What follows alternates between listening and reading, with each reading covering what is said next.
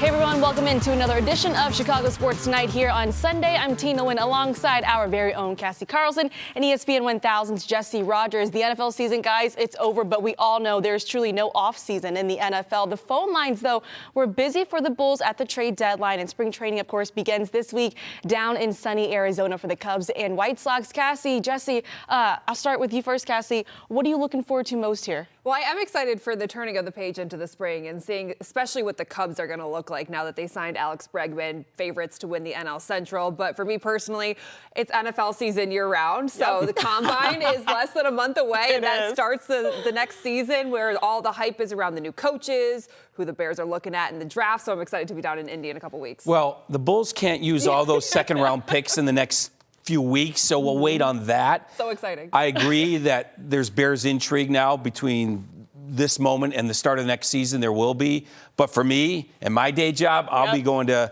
Arizona to watch the Cubs and Sox. And you can't confuse activity with accomplishment, meaning that both teams made a lot of changes. Doesn't mean there'll be more wins, but there's intriguing storylines because of those changes. Alex Bregman, world champion, maybe a Hall of Famer coming to the Cubs.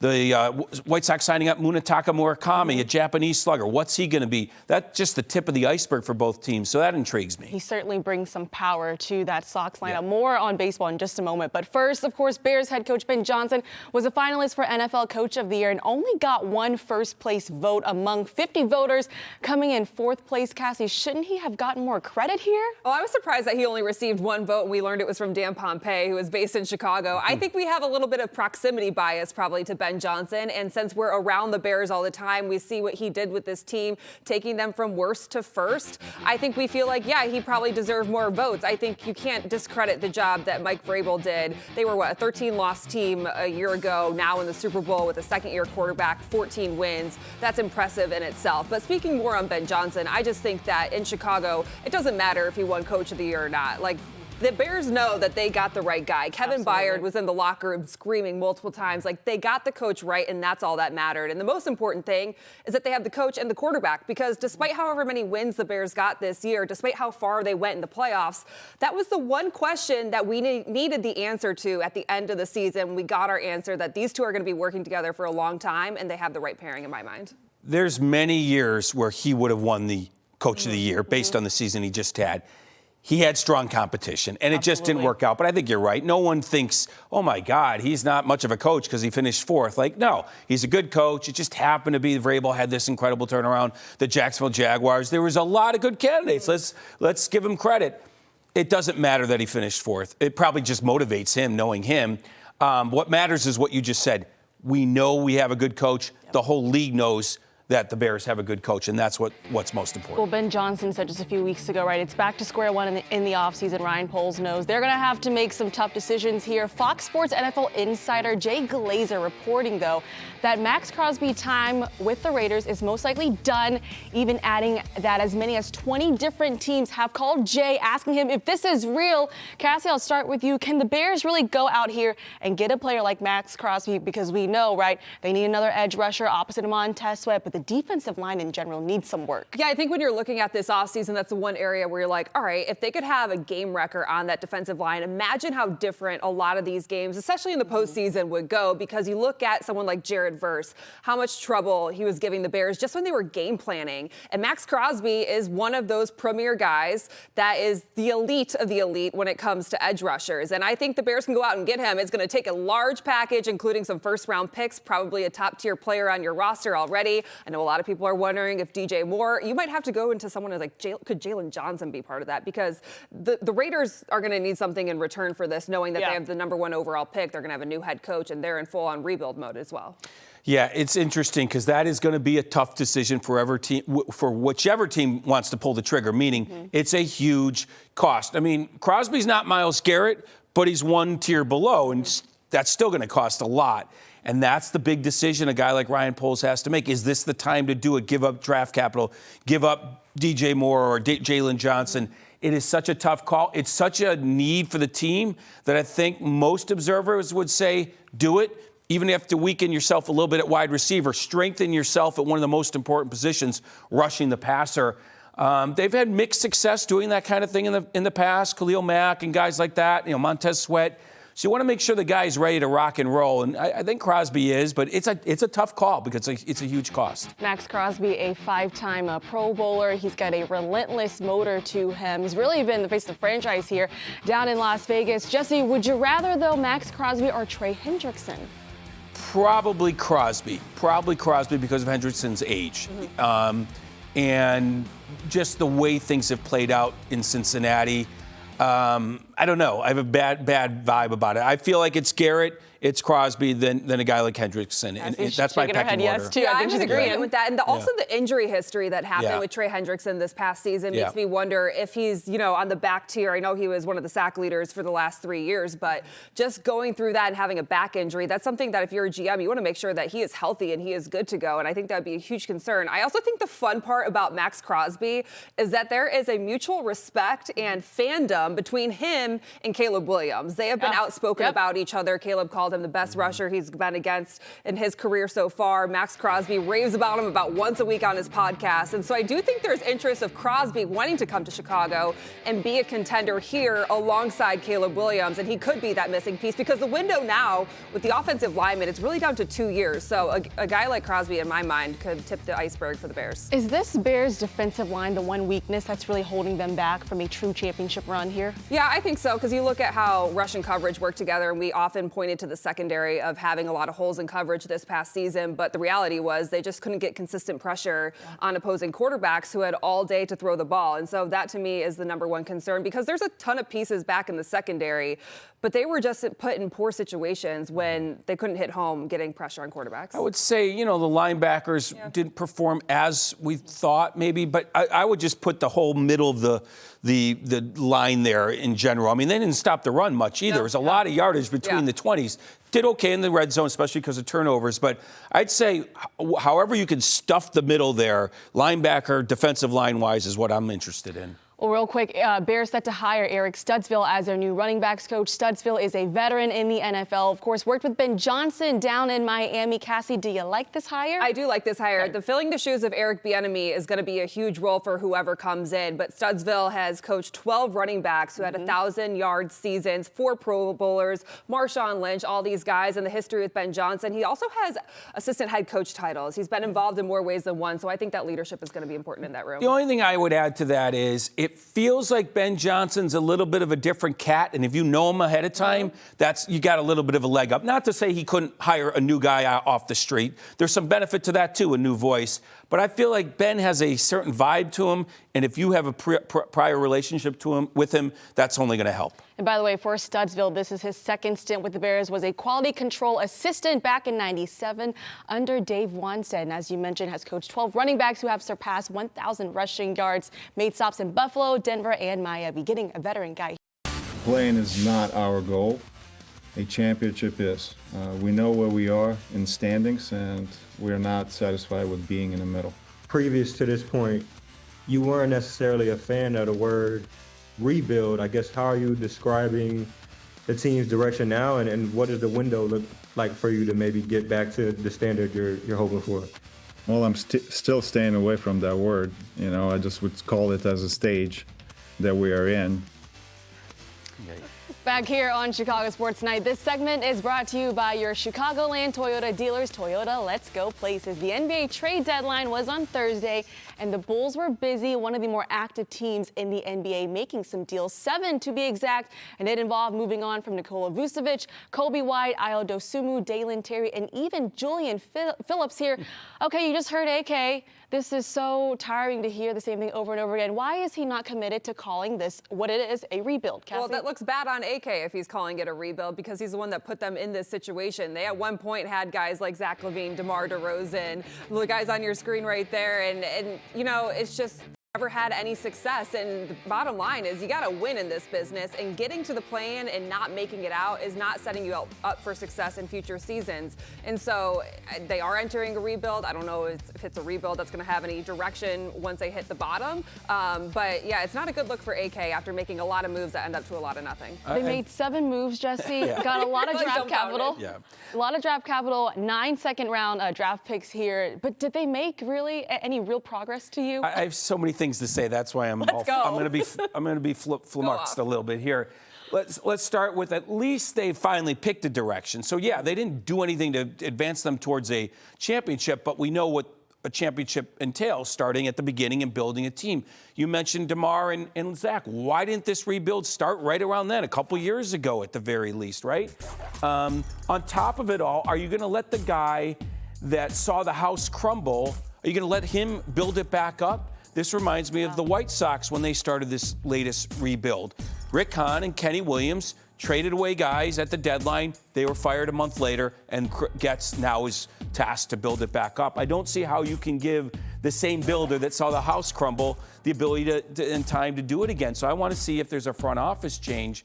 But all of it is very confusing because we, non-experts, saw this years ago, that this team didn't have championship caliber vibes to it, and he didn't do anything until now. And when you talk about building it up, I think why there's so much concern is because there's only one remaining piece from that 21-22 season, and that's Patrick Williams. That was AK's first draft pick. He drafted him 4th overall, then elected to re-sign him, and he has been the one biggest question mark of how he came to that decision, and that continues to haunt the Bears. And so now you're looking at their draft capital that they have and all these second-round picks, which historically don't hit, and you're wondering, is this the guy who we trust, as you mentioned, to draft these young talents when you just traded away Dalen Terry and Julian Phillips?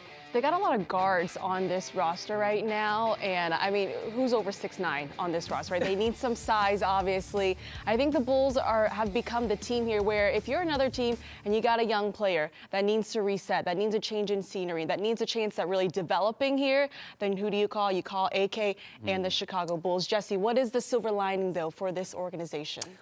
The direction. They finally have one. They have to start over now. Think of how many teams have blown by them that had incredibly terrible seasons before they started to go forward. Detroit was the worst team I've ever seen in my life. Even go back to Oklahoma City 3 years ago, 4 years ago. We can go through them all. Cleveland started over. Houston, and it's most of the time it works if you can get a top lottery pick. Like, there's a path. That's why in every sport we see the rebuilds. A lot of time it works. Nobody loves going through it. But the way the draft is set up, where you get a high pick when you're terrible and how the thing works, that's the thing. You got to have a path, and he finally found one. Yeah, I think that is the silver lining, is that there's no other league where it could take one player where you hit on in a draft to change a team so drastically like the NBA. And so now the Bulls have dropped out of the play-in tournament. You hope they stay that way. You hope they're in the draft lottery, and you hope it goes well. The Bulls have lost in the play-in tournament 3 straight seasons. Do you even think they are built here to win short-term, Cassie? I don't think you want them to win short-term. The whole goal right now is to lose as many games in the last 30 games. And I know Billy Donovan won't agree with that because that's not in his DNA. But when you're looking at the big picture of the direction that you need this team to go, you need them to lose games at this point. They're never going to say they're going to tank. They just can't do it. But that's what you're hoping for as a Bulls fan. The good news is they can try as hard as they want, but they're probably going to tank. Yeah, they don't have the players. They don't have the talent. They don't have the roster right now. When you look at all the draft picks that they have, and obviously the history with AK, someone that has been a success story who he's helped drafted was Nikola Jokic there in Denver, though, when he was the assistant GM here. But here in Chicago, how much faith do you have this front office here in the path forward? It'd be really hard to say a lot of faith. Yeah. I guess if I wanted to give them the benefit of the doubt, this is their first chance to build something from the ground up. I'm sure ownership probably prevented them in some ways because they wanted the United Center filled. AK does have a good scouting eye, I think, but then there's the Patrick Williams. So, I want to give him a benefit of the doubt, but I go back to what I said about the Sox. They stripped that thing down, and then they fired their guys in charge. That's probably what should happen here. I'm not sure that it will. Yeah, it's going to be interesting. And AK saying basically the next 30 games are a tryout for the guys they brought in. You have 5 of them that are on expiring deals, which doesn't put you in much different of a situation than it was before the trade deadline with 7 players on expiring contracts. And so he said he's going to be watching a lot of film and a lot of college tape. So he knows he has a tough task ahead. And international scouting, too, for him. And I was watching all these moves happen, and to me, to an extent, I feel like they're trying to clean up their own mess here, realistically, is what they're also trying to do. All right, back here on CST Sunday, Tina, Cassie, Jesse hanging out with you. Let's begin our baseball discussion because spring training is here, as in it starts tomorrow. White Sox pitchers and catchers report on Tuesday, but tomorrow we'll be hearing from Sox GM Chris Getz here. Will Venable and Getz talked a few weeks ago at Sox Fest about this season needing to be a true step forward and how last season was really building a decent foundation here. 19-win improvement from the season prior. Jesse, what does that step forward look like this year? I think picking up where you left off offensively. Like, this was a bad offensive team in the first half, and all of a sudden, Colson Montgomery and the entire group took off in the second half. One of the best home run hitting teams. You need power to win games. That's never going to change in baseball. So to me, a step forward offensively, or picking up where you left off there, and just true development with your young pitchers. Just keep on moving forward there as well. And maybe you found a slugger in Murakami that, everyone's wondering about. A lot of strikeout potential, but also a lot of home run potential. So I would say just keep hitting the way you were hitting and keep developing your young pitchers, and that's a step forward. Jesse, what are you most curious about here as he comes here to the U.S. in the MLB and adjust to things here as well? Yeah, it really is. Can he handle himself at the plate besides the slug? Like, he's going to run into home runs, but if he's hitting 190 for 3 months, that's going to be, that's not a true baseball player. You never want to see a guy have to go back to the minors and things like that. So can he handle himself right off the bat against Major League pitching? There are some doubts. Is it going to be a 190 average with unbelievable strikeouts and, yes, a few home runs, or is it going to be a little bit more evened out kind of start to his career? I think the great thing is they're going to give him a lot of runway. But nobody completely knows what he's going to be. I do think high strikeout, high home runs is an easy thing to predict, but what does that exactly look like remains to be seen. What do you think the importance is going to be of Sir Anthony Dominguez? Because everyone's excited when you bring in a closer who's pitched in a World Series before. Is he there to show the way for the younger guys in the bullpen? I really like that signing, in addition to even taking a flyer on Jordan Hicks. And you have Grant Taylor back there. Like last year, the last 2 years, late in games was a disaster. And it's such a demoralizing thing. And it's one thing when you've stripped it down, you're losing 120 games, you can't worry about everything. But now you're trying to grow something, and you can't keep blowing games late. I even heard from hitters who are getting in the box against a C reliever, and all of a sudden the Sox blow the lead, and here comes the closer on the other team in the 8th or 9th, and now I got to face the closer. And even it impacts hitters. So I like that signing. You can't just deal with the late innings like last on your list of rebuilds. You need to move that along as well, just to get a better morale in the clubhouse, because blowing games late stinks. Let's talk about the Cubs now, because they've overhauled their bullpen, upgraded their rotation, and with the loss here of Kyle Tucker now, they've signed Alex Bregman here. Year 3 going into this for Craig Counsell. What are you looking forward to the most? Well, actually, my number one thing for the Cubs in spring training, and I don't doubt he'll do it, is watching Matt Shaw take balls in the outfield. I want to see how he reacts to the outfield, because he reacted to third base last year great, and they pulled that rug out from underneath him, sent him to the outfield. I think he's going to be the opening day right fielder. Really? Hey. And I think he's going to be a good defender. And I think the Cubs are going to be one of the best defensive teams we've seen in Chicago in a long time. Bregman helps that at third because Shaw can help that in right, Multiple Gold Glove winners everywhere. Pete Crow Armstrong just getting started. They probably are still going to have some issues offensively. I think they can be equal to last year. I don't know if they can be better, because Tucker's really good. Yeah. Bregman needs to bring it, obviously. But even if they're the same offensively, they will be so good defensively that, hey, preventing runs is just as good as scoring runs, right? I mean, you can win it different ways. So that's what I'm interested in when it comes to the Cubs. When you look at starting pitching, too, they could eventually have a 6, or maybe people are hoping is Zach Gallen in the picture here. Could it be a 7-man rotation? Cade Horton, opening day starter in your mind? Oh, some hesitation here. Yeah, a little hesitation. Okay. A lot of times you give the nod to a veteran. Now, Matthew Boyd's pitching in the WBC. Yeah. So by definition, he might be more ready for opening day, because he's got to get ready earlier.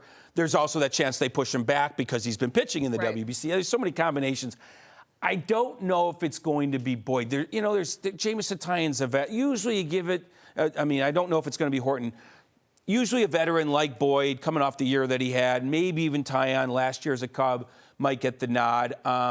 Horton might be 1 year away from opening day, but it's a very good question. We've got a lot to look forward to, though, for both teams here. All right, reminder, Fox Chicago will be on the road with both teams covering the Sox and the Cubs here in Arizona for spring training. We'll bring you all the coverage. All right, our final segment here on Chicago Sports Night here on Sunday. Now that football is officially over in the rearview mirror, what are you guys looking forward to the most here? We've got the Bears offseason moves, White Sox and their youth moment, Cubs maybe be real title contenders here, or just the last 30 or so games here for the Bulls, Cassie? Yeah, not the Bulls. I said the Bears at the beginning of the show because the NFL season never ends. I will say we got a taste of what it's like when the Bears are good in this city this past season. We also got a taste of it with the Cubs going to the postseason. I would love to see another Cubs postseason run. I think their ceiling is very high and their floor could be even higher than it was last year. So that would be exciting. I mean, we're a month or two away, but I'll say April because of the draft and the start of the baseball season. Spring training can drag on a little bit. We've got the new ball strike challenges for umpires. That'd be fun. Right, that's going to happen in spring, but that's not interesting. When it happens in April, it'll be interesting along with the Bears draft. I'm definitely looking forward to what moves the Bears will make, especially, they need to get some help there on the defensive line. Give me Cubs, though. I think the Alex Bregman here, them adding him to the lineup is going to be really interesting. And then for the Sox, obviously, heavy youth movement here, but Munetaka Murakami, I kind of want to see what he's got in store here. All right, that will do it for us here on Chicago Sports Tonight. For Cassie Carlson and Jesse Rogers, I'm Tina Nguyen. Everyone, have a wonderful night.